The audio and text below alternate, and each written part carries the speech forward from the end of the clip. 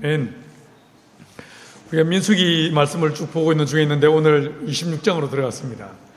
성경을 읽다 보면 특별히 이제 저는 여러분은 오늘 아침에 어떤 말씀을 읽었는지 모르겠는데 저 오늘은 에스더 또 앞에 있는 에스더, 느헤미야, 에스라스를 또 욥기까지 읽었습니다. 아침에. 그런데 그 에스더스나 에스라스나 느헤미야스를 읽다 보면 사람들의 명단이 쭉 나오죠. 그래서 사실은 그냥 그를 굳이 그 명단들을 다 밝힐 필요가 있을까 싶은. 그래서 사실 읽다 보면 정독을 하다 보면 그 말씀을 제대로 읽지 못하고 넘어갈 때가 많습니다. 오늘 이 본문의 26장 말씀도 사실 보시면요, 길게 총 65절까지 있으면서 12지파의 모든 명단들이 쭉 이제 각 지파별로, 각 가족별로 사람들이 몇 명이었는가 나와 있습니다. 별로 의미 없어 보이는, 별로 중요해 보이지 않는 구절들이 쭉 나열되어 있습니다. 그런데 왜 이런 이야기들이 이렇게 별로 의미 없어 보이는, 그냥 휙 지나가도 될 것 같은 이 말씀들이 이렇게 길게 기록되어 있을까? 여러분 어떻게 생각하십니까? 돌아보면 우리 인생 속에도 별로 의미 없어 보이는 무료한 시간들이 참 많이 있습니다. 그냥 의미 없어 보이는 그냥 시간들, 그냥 지나가는 시간들이 우리 인생에도 얼마나 많은지 모릅니다. 여러분, 이스라엘 민족이 사실은 처음으로 인구를 계수한 때가 있었습니다. 언제였냐면 둘째 해, 출애굽한 지 두 번째 해, 둘째 달, 첫째 날에 이 사람들이 첫 번째 이제 계수의 역사가 나타납니다. 인구조사를 했습니다. 이게 어디에 나오냐면 민수기 1장이었습니다. 기억나십니까?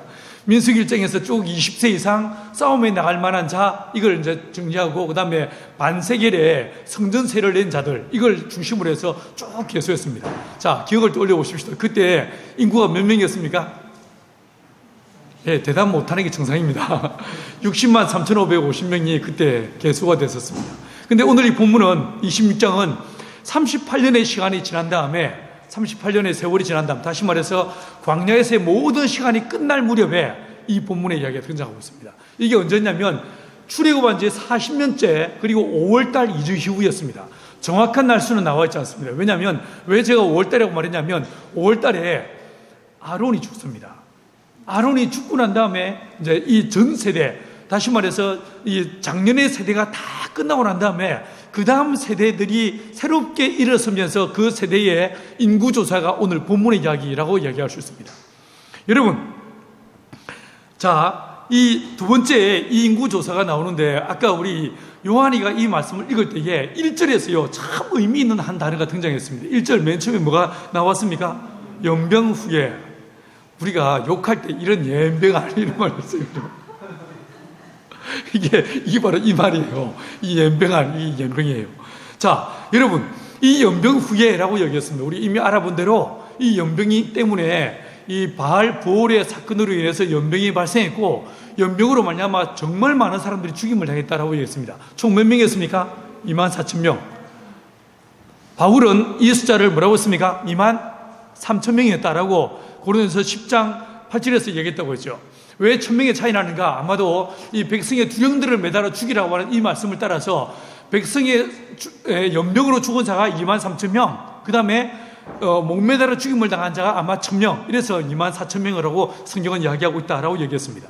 자, 여러분들, 이 본문을 통해서 보시면요, 우리의 이 민수기 1장에서도 그렇고 오늘 본문 26장에서도 그렇고 백성을 계수하는 굉장히 중요한 한 가지 원칙이 있습니다.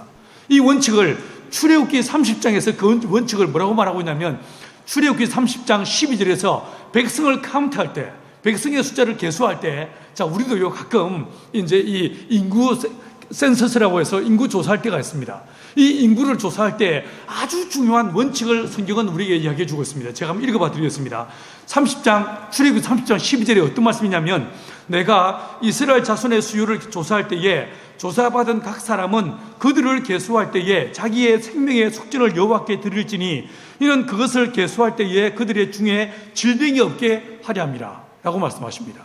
사람들의 숫자를 계수할 때, 백성을 이제 인구조사할 때 아주 중요한 원칙이 뭐냐면 뭐라고요? 속전을 낸 자들을 카운트해라 라고 얘기하고 있습니다. 속전을 낸 자들. 이 속전, 이 속전이 성전세인데 이 속전이 얼마였습니까? 반세겔이었어요. 반세겔. 이 반세겔을 낸 자들, 이 자들만 카운트하라 라고 얘기했습니다. 여러분, 생명의 속전은요, 예수님께서 우리를 대속해서 우리를 위해서 십자가에 못 박힌 그 사건을 우리에게 들려주고 있는 거예요. 여러분, 먼저 반세겔은 얼마였냐면 대략 11.36g이었습니다. 대략 11g이었어요. 11g인데 이거를 돈으로 환산하면 대략 4데나리온이었습니다. 자, 일반적으로 노동자들의 하루 품삯을 1데나리온으로 계산합니다. 요즘 노가다판에 나가서 공사판에 나가서 일하면 하루 얼마 받을까요? 예? 12만 원? 예. 양집산 나오면 얼마 받을까? 제가 어디 공사 현장에 나가서 제가 지난번에 예천 공사하고 있는데 그 예배당 지어주는데 거기 이제 그 건설업자가 목사가 집 짓는다고 처음에 엄청 만만하게 생각했어요. 뭐 목사가 그냥 잔소리를 하겠지. 뭐 처음에 실제로 그렇게 말했었어요. 근데 이 양반이 제가 집을 쭉쭉 지어나가는 걸 보면서 입이 딱 부러졌어. 딱 부러져가지고 나중에 뭐라고 했냐면, 혹시 목사님 우리 공사하다가 사람 부족할 때 연락드리면 좀 와서 우리 좀 도와주시겠습니까? 라고 얘기했어요. 그때 이분이 일당 얼마나 얘기냐면 25만 원 얘기했어요. 제가 나가면 대략 25만 원을 벌 수 있어요. 아싸.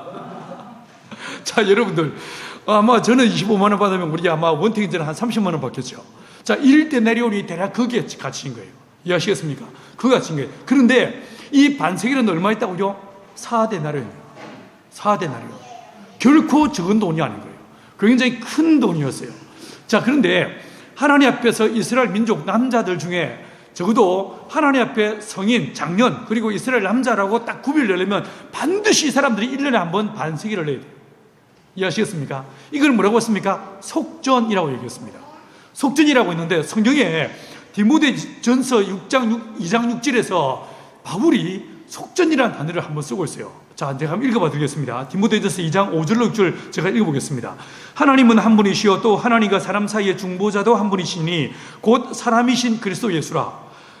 그가 모든 사람을 위하여 자기를 대속물로 주셨으니 기약이 이르러 주신 증거니라 라고 얘기했습니다. 우리말에는 지금 우리가 갖고 있는 성경에서는 대속물이라고 얘기했는데 이 앞에 있는 개역 성경에서는 뭐라고 하냐면요, 속전이라는 단어를 쓰고 있습니다. 예수님이 속전이셨습니다. 예수님이 마치 노예가 팔려서 노예로 잡혀와서 그때에 이 노예를 자유케 하려면 어떻게 되겠습니까? 예를 들어서 우리 혜성이가 저 멋진 우리 착하고 이 감성이요, 진짜 제가 아버지 닮았어. 진짜 감성적이에요. 게다가 잘생겼어. 근데 이 아들이 팔렸어. 태구리가 팔렸어. 팔렸으면 이 아들을 도로 찾아오려면 뭐 해야 됩니까? 돈을 내야 되는 거예요. 이 돈이 속전이었어요, 이게 속전인 거예요. 그를 자유케 하기 위해서 내는 돈이 속전이었던 거예요. 이해하시겠습니까? 이스라엘 민족이 원래 애굽에서 뭐였습니까? 노예였습니다. 종살이 하던 자들이었습니다. 이 종살이 하던 자들을 자유케 하시는데 주님께서 어떻게 하시더라고요? 주님이 직접 값을 지불하시더라고요. 이 값을 뭐라고 얼마에 매겼습니까? 반세겔로 매기더라고요. 근데 이 반세겔의 속전이요, 결국은 누가 되는 것이었습니까? 하나님이 죄 아래 팔려있는 공중 권세 아래 잡힌 자들이었던 저와 여러분들, 죄 아래 팔리고 죽기를 무서움으로 일석이 매여 종노릇하는 저와 여러분들을 마귀의 손에서, 어둠의 세력에서 우리를 자유케 하시는데 주님이, 하나님께서 값을 지불하시는데 이 값이 무엇이었습니까? 예수의 피값, 예수 그 생명을 십자가에 내어놓으시더라고요. 그 예수님께서 우리를 위해서 당신의 온몸에 물과 피를 다 쏟으신 이것을 성경은 뭐라고 말합니까? 속전이라고 말하더라고요. 여러분, 제가 전에 말씀드린 대로 다윗이 노년에 인구를 조사했습니다. 하나님이 이 사건에 대해서 주님이 발끈하셨습니다. 대노하셨습니다. 그리고 어떻게 했습니까? 이스라엘 민족에게 하나님께서 세 가지의 이 심판을 내리시겠다라고, 네가 이 셋 중에 하나를 선택해라라고 얘기했습니다. 3년 기근이겠냐, 혹은 3개월 동안 적의 손에 네 민족이 팔리겠느냐, 아니면 3일 연병이, 이 전염병이 이스라엘에 창궐하겠다. 이 셋 중에 하나 골라라고 했습니다. 다윗이 골란 게 뭐였습니까? 제일 짧아 보이는 3일이었어. 그죠? 3일이었어요. 근데 그 3일의 그 연병의 결과, 이 전염병의 결과 몇 명이 죽었습니까? 7만 명이 죽임을 당합니다. 여러분, 왜 이 다윗이 하나님의 백성들, 이스라엘 백성들을 카운트했는데 이것을 하나님이 진노하셔서 왜 7만 명이나 죽게 했을까요? 이 다윗의 인구 개수에는 속전이 들여지지 않았던 거예요. 속전이 들여지지 않았던 거예요. 여러분, 하나님께서는 하나님의 백성이라고 하더라도, 하나님의 사람들, 하나님의 피조물이라 하더라도 반드시 어린 양 예수의 십자가의 피로 구속함을 받은 자만 내 백성, 내 자녀라고 말씀하신다는 거예요. 어린 양의 피가 뿌려진 자들, 이 사람들만 하나님의 거룩한 구속의 백성라고 이야기하시더라고요. 여러분, 저와 여러분들 안에 예수의 십자가 피가 뿌려지고 그 피로 하나님의 거룩한 자녀로, 하나님의 백성으로 세우심을 받는 저와 여러분 되기를 간절히 축원합니다. 여러분, 기억해 보십시오. 이스라엘 민족이 출애굽할 때 그 6월절 마지막 날 반드시 모든 집들마다 뭘 잡으라고 했습니까? 일년된 양과 염소 중에서, 출애굽 12장 5절은 말씀하시기를 양과 염소 중에서 일년된 수컷을 잡아라 라고 얘기했습니다. 그 피를 어디에 바르라고 했습니까? 문설주와 임방에 바르라고 했어요. 원래는 누가 죽어야 됩니까? 혜승이가 죽어야 돼. 혜승이가 장남이거든. 요한이도 죽어 있어야 돼. 사실도 태곤이도 죽어야 되고. 제인아, 너는 여자라서 괜찮아. 누가 죽어야 됩니까? 다인이가 죽어야 돼. 다인이가. 어쨌을까? 예. 여러분, 모든 집안에, 우리 집은 아들이 없어. 저는 딸기 아빠예요. 큰애는 딸이고 둘째는 기집애예요. 자, 모든 집안의 아들들이 다, 장남은 다 죽어야 되는데 그 장남들을 대신해서 누가 죽더라고요? 어린 양이, 1년 된 양이 죽임을 당하더란 거예요. 그 피를 문설주와 임방에 바르더란 거예요. 여러분, 마치 그와 같이 우리 주 예수께서 우리를 위해 피 흘리시는 이 피 흘리심을 통하여만이 하나님 앞에 구속 곧 죄사함을 얻을 수 있고 하나님의 자녀가 될 수 있다고 성경은 말하고 있는 거예요. 날마다 저와 여러분이 예수의 피, 나를 위해 흘리신 예수의 피, 그 피를 힘입어 은혜의 보좌 앞으로 나아가는 저와 여러분 되길 바랍니다. 여러분, 출애굽기 12장 13절에 뭐라고 했습니까? 내가 그 피를 볼 때에 너희를 넘어가리니 라고 말씀하십니다. 죄 안 짓는 사람이 누가 있습니까? 죄 없는 사람이 누가 있습니까? 실수하지 않는 사람이 누가 있습니까? 그런데 주님께서 이 모든 장자가 죽임을 당하는 그날 피를 볼 때에 너희를 뭐 하겠다고요? 유월하겠다. 너희를 패스오버 하겠다. 넘어가겠다라고 말씀하십니다. 여러분, 저와 여러분이 죄 안 짓기 위해서 결단하고 노력하는 것, 이게 중요한 게 아닙니다. 내가 죄를 피하고 죄를 안 짓고 이걸 우리는 노력합니다. 근데 성경은 뭐라고 말씀하십니까? 아니야. 우리가 뭐 아래 있다고? 피 아래 있어야 돼. 예수의 십자가의 피 아래 우리가 있으면 돼 라고 말씀하신 거예요. 날마다 저와 여러분이 예수의 피를 덮어쓰고 예수의 피 아래 머무는, 예수의 십자가에 머무는 저와 여러분 되기를 간절히 축원합니다. 여러분, 이 본문에서 보시면 이스라엘 민족을 카운트하는데 주님께서 두 번째 원칙이 있습니다. 무엇이었습니까? 싸움에 나갈 만한 자들라고 말씀하십니다. 자, 오늘 본문 2절을 같이 한번 읽어보십니다. 2절, 여자들도 읽어보세요. 자, 같이 읽습니다. 자, 26장 2절 말씀 같이 읽습니다. 시작. 이스라엘 자손의 온 회중의 총수를 그들의 조상의 가문을 따라 조사하되 이스라엘 중에 20세 이상으로 능히 전쟁에 나갈 만한 모든 자를 계수하라. 여러분, 광야는 사실 이 광야에서도 수많은 전쟁이 있었습니다. 사실은 광야에서도 전쟁이 있었습니다. 우리가 알고 있는 것처럼 출애굽기 17장에서 아말렉과의 무서운 전쟁이 있었습니다. 뿐만 아니었습니다. 여러분, 이 광야를 벗어날 무렵에 맨 마지막에도 뭐가 있었습니까? 바산과 옥과 헤스본 왕 시온과의 싸움이 있었습니다. 사실 이 두 가지 싸움, 바산 왕 옥과 헤스본과의 싸움은 잘 생각해 보시면 이 이스라엘 민족이 40년 광야 끝내고 이제 가나안 땅에 들어가는 순간에 이제 뭐 됩니까? 평생을 전쟁해야 됩니다. 근데 모세 없이 전쟁을 한다. 얼마나 두려운 사실이겠습니까? 그래서 하나님께서는 모세가 살아있을 동안에 광야 언저리에서 마지막 끝자락에서 이 바산과 옥과의 싸움을 한번 해보게 하는 거예요. 마치 권투시합에서 12라운드 메인 게임 있기 전에 뭐가 있습니까? 요즘은 TV를 안 봐서 잘 모르죠. 옛날에 유재도 나오고 혹은요 홍수아이 나오고 할 때 그때 이 게임 메인 게임이 딱 있기 전에 먼저 뭐가 있습니까? 4라운드짜리 아주 가벼운 경기들이 있습니다. 이 경기를 보고 먼저 좀 흥을 돋군 다음에 그 다음에 12라운드 본 게임을 들어가는 거예요. 마치 그와 같이요, 이스라엘 민족이 이 가나안 땅에서의 전면전을 겪기 전에, 가나안 땅 들어가기 전에 광야 언저리에서 싸움을 싸워보게 하는 거예요. 그 싸우면서 우리가 40년 동안 하나님과 그냥 광야에서 만나만 먹고 고기도 한번 먹은 적이 없고 맨날 뭐 이렇게 그렇게 살았지만 하나님이 함께 하시면 싸움을 이길 수 있네, 이 믿음의 확신을 갖게 하시는 거예요. 그 결과 여러분, 이 이스라엘 민족이 그 싸움의 바탕을 두고 가나안 땅에 들어가서 멋진 전쟁의 승리를 누리게 되는 거예요. 99전 99승, 놀라운 이 싸움의 승리를 이 사람이 이겨내게 되는 걸 보게 됩니다. 자, 그런데 여러분들, 하나님께서 돌이켜 생각해 보시면 광야는 어디고 가나안 땅은 어디 같습니까? 광야는 어디고 가나안 땅은 뭐 같습니까? 우리 인생 속에서 광야는 무엇이고 가나안 땅은 뭐 같습니까? 잘 생각해 보시면요, 가나안 땅은요 전면적인 전쟁이 벌어지는 장소입니다. 하나님의 나라가 이루어지는 거룩한 싸움의 전쟁터입니다. 이거 뭐 같습니까? 꼭 선교지 같습니다. 그렇죠? 그러면 광야는 뭐겠습니까? 이 광야는 훈련하는, 하나님의 말씀을 따라 순종하는, 하나님과 동행을 훈련하고 주님의 은혜를 기대하고 하나님과 손잡고 걸어가는 훈련의 장소가 이게 광야 같습니다. 이걸 다르게 말하면요, 이 광야는 마치 뭐와 같냐면 우리의 내면과도 같습니다. 여러분, 우리의 내면에 싸움이 없습니까? 거듭나고 난 다음에 예수의 피 안에 있으면 전혀 우리 안에 전쟁이 없습니까? 아닙니다. 수많은 전쟁들이 우리 안에 있습니다. 그렇지 않습니까? 근데 그 전쟁도 있지만 실제로 우리의 삶 속에서 예수 믿지 않는 이 무슬림과의 싸움에서 혹은요 영적 세력과의 무서운 전쟁이 우리 앞에 도래해 있는 것을 보게 됩니다. 그렇죠? 여러분, 이 두 가지 싸움이 있습니다. 광야에서의 싸움을 바탕으로 하나님께서는 거기서 주님을 신뢰하고 주님을 의지할 때에 믿음의 승리를 얻는다는 이 싸움의 승리의 경험들을 쌓고 그 다음에 내부에서의 그 승리의 경험을 바탕으로 해서 외부의 적들과의 싸움을 싸우게 하는 걸 보게 됩니다. 여러분, 이 광야에서의 싸움에 굉장히 중요한 몇 가지 원칙이 있었습니다.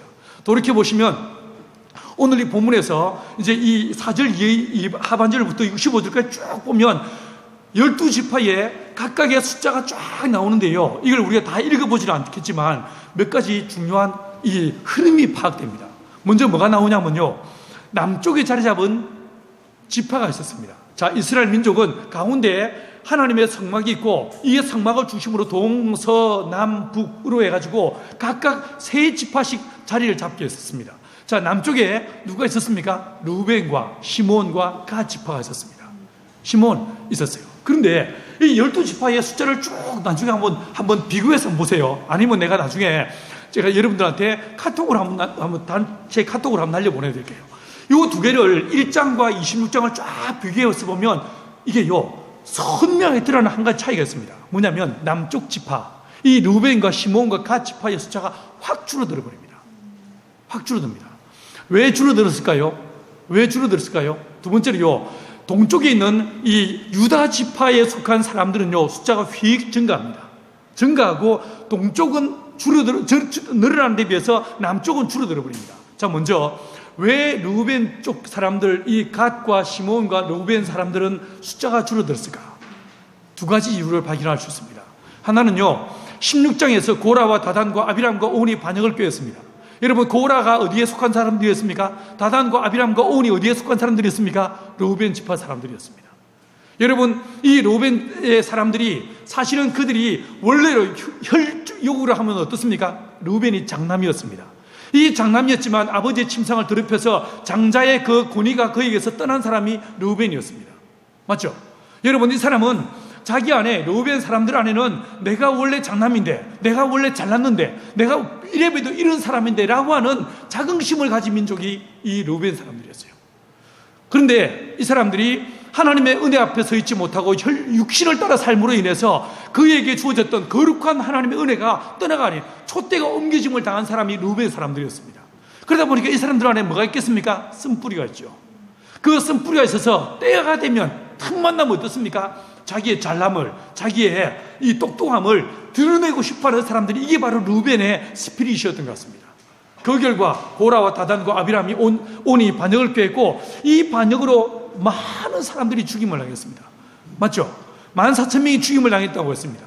여러분, 이 사건으로 인해서 아마도 이 고라와 이 루벤 쪽의 사람들이요 휙 숫자가 줄어들어 버렸던 것 같습니다. 이게 첫 번째입니다.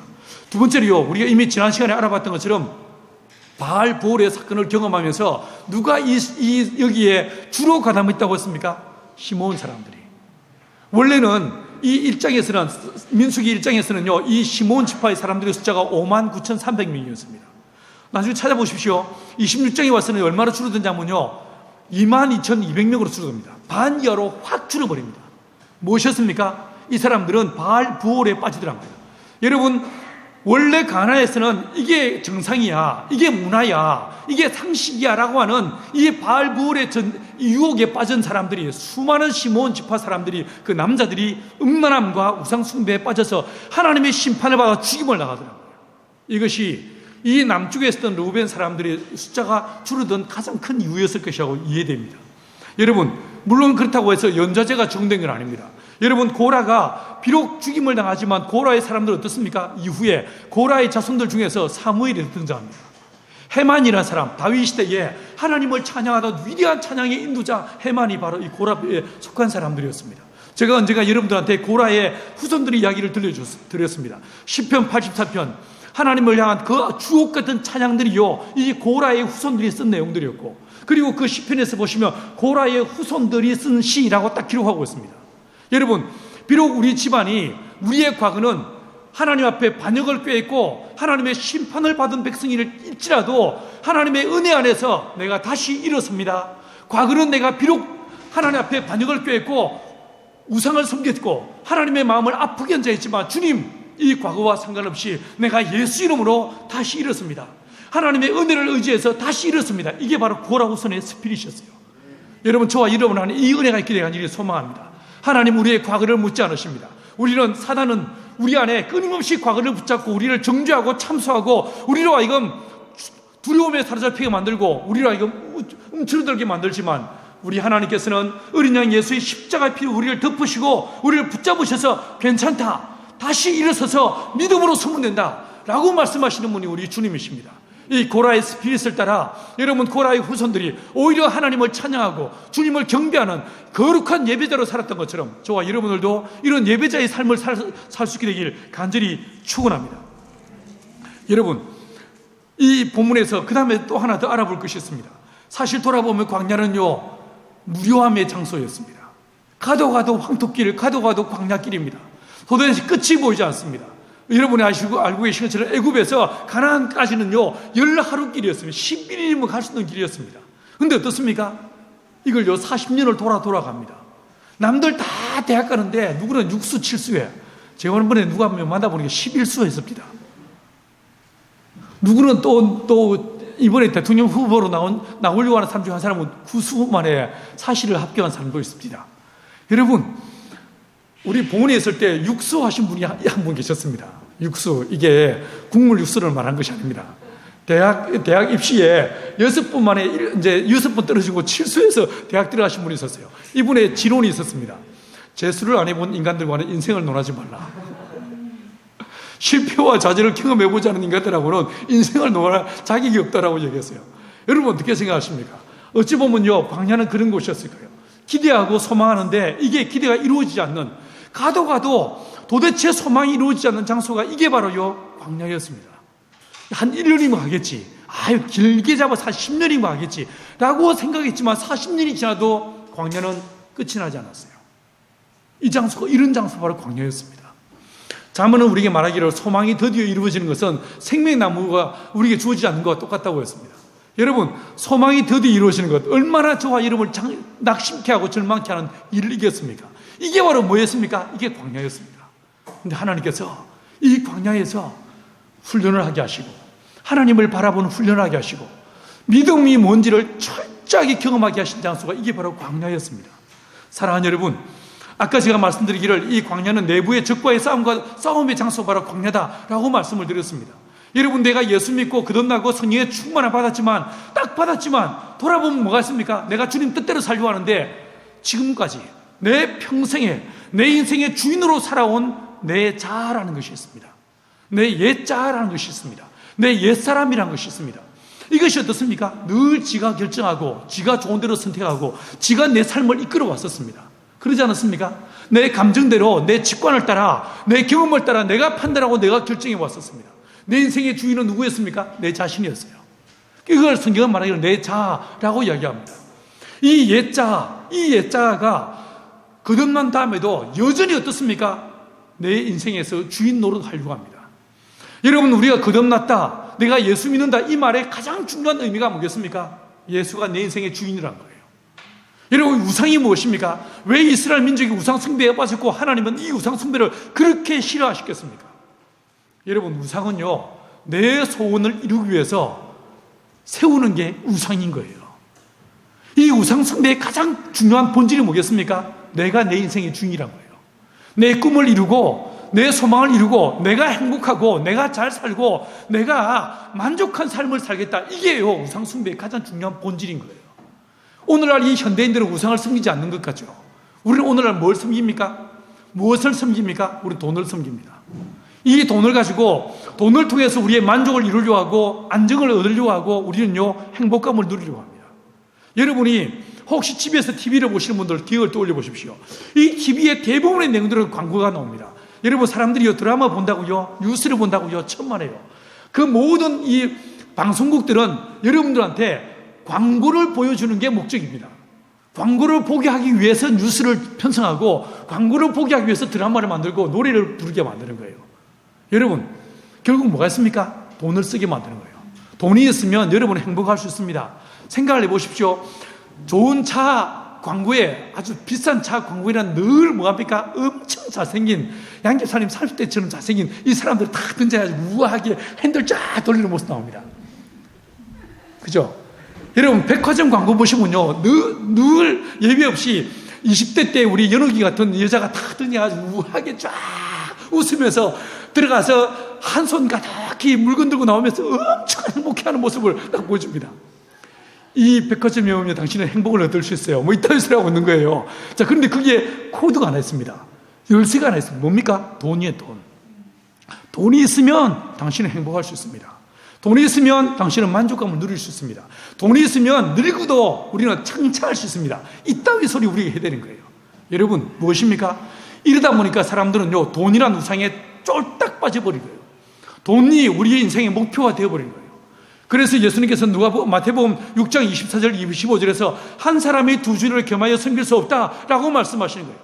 여러분, 저와 여러분들 안에 있는 하나님이 내 인생의 주인 되시고 예수가 내 삶의 목자가 되신 이것을 방해하는 그 어떤 것도 우리 안에 우상임을 자각하시고 인식하시고 이게 내 비전이 될 수도 있고 내 꿈이 될 수 있고 내 일이 될 수도 있고 돈이 될 수도 있고 그 어떤 것이든지 예수가 내 인생의 주인이 아니게 만드는 그 모든 것들을 제하여 버릴 수 있는 저와 여러분 되기를 축원합니다. 여러분, 우리의 옛자는 지가 내 인생의 왕으로 살고 주인으로 살았던 그 경험이 있다 보니까 끊임없이 우리 안에서 내 삶을 지가 지배하려고 합니다. 하나님 앞에 말씀을 묻기보다 주님의 뜻을 구하기보다 주님 내가 올라가리까 말리까라고 묻던 이 다윗의 모습이 아니라 내 경험을 따라 결정하고 내 생각을 따라 판단하려고 하는 이 요소들이 끊임없이 우리 안에서 솟아오르게 되었습니다. 이것을 죽이는 장소가 어디입니까? 이게 광야인 거예요. 이게 광야인 거예요. 여러분, 출애굽기 17장에서 아말렉과의 전쟁에서 전쟁터에 서 있는 사람은 누구였습니까? 이스라엘의 남자들이었습니다.